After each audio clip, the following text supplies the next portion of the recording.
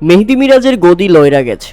নিজের গদি বাজাতে বাংলাদেশ জাতীয় দলে নিজেকে টিকিয়ে রাখতে মোসাদ্দেক হোসেন সৈকতকে তিনি বোলিং দিতে চান না।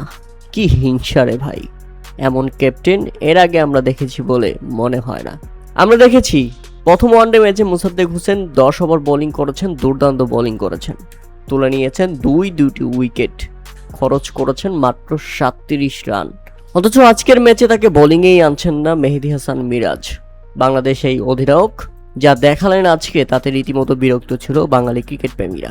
কেননা মাত্র 81 রানের মধ্যে 6 উইকেট হারানো অস্ট্রেলিয়া নিজেদের সপ্তম উইকেট হারিয়েছে 103 রান পরে। একবার চিন্তা করেছেন মার্নাস লাবুশেনে এবং বার্লেট যেভাবে 103 রানের জুটি করেছিল, তারপরে মোসাদ্দেক হোসেনকে বোলিংয়ে আনেননি মেহেদী হাসান মিরাজ। মার্নাস লাবুশেনে যখন 50 করে ফেলেছিল, বাংলাদেশের টেস্ট অধিনায়ক নাজমুল হোসেন শান্ত বলেছিলেন মোসাদ্দেক হোসেনকে বোলিংয়ে আনতে, কেননা একটা ব্রেক থ্রু প্রয়োজন, এ সময় পার্ট টাইম বোলারকে আনতেই হবে। কিন্তু মেহেদী মিরাজ নাজমুল হোসেন শান্তকে স্পষ্ট বলে দিচ্ছিলেন উইকেট না পড়লে না পড়ুক, কিন্তু মোসাদ্দেককে বোলিংয়ে আনা যাবে না। আর তাতে বাউন্ডারি লাইন থেকে শুধু হতাশায় তাকিয়েছিলেন মোসাদ্দেক হোসেন সৈকত। হ্যাঁ দর্শক, কখনো নিজে বোলিং করে যাচ্ছেন, আবার কখনো তানভীর ইসলামকে দিয়ে বোলিং করাচ্ছেন, যদিও সুবিধা করতে পারছেন না কেউই। তারপরেও মোসাদ্দেক হোসেন সৈকতকে বোলিংয়ে আনছেন না। অবশেষে মোসাদ্দেক হোসেন সৈকতকে বোলিংয়ে আনলেন মেহেদী হাসান মিরাজ ইনিংসের 40তম ওভার করার জন্য।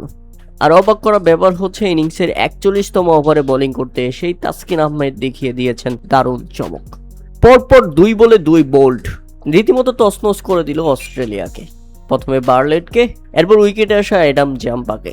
পরপর 2 বলে 2 বোল্ড, তাতে 184 রানের মধ্যেই 8 উইকেট পড়ে যায় অস্ট্রেলিয়ার। হ্যাটট্রিকের সম্ভাবনা তৈরি হয়েছিল তাসকিন আহমেদের সামনে, কিন্তু তাসকিন আহমেদ সেটা অর্জন করতে পারেনি। তবে দারুণ বোলিং করেছেন তাসকিন আহমেদ। প্রিয় দর্শক, মিরাজের ক্যাপ্টেন্সি নিয়ে আপনাদের মতামত অবশ্যই আমাদের কমেন্ট করে জানাবেন। সত্যি কি মেহেদী মিরাজ নিজের ক্যারিয়ার বাঁচানোর জন্য মোসাদ্দেক হোসেন সৈকতের সাথে এমন ব্যবহার করছেন? আপনি কি মনে করছেন তা অবশ্যই আমাদের কমেন্ট করে জানাবেন।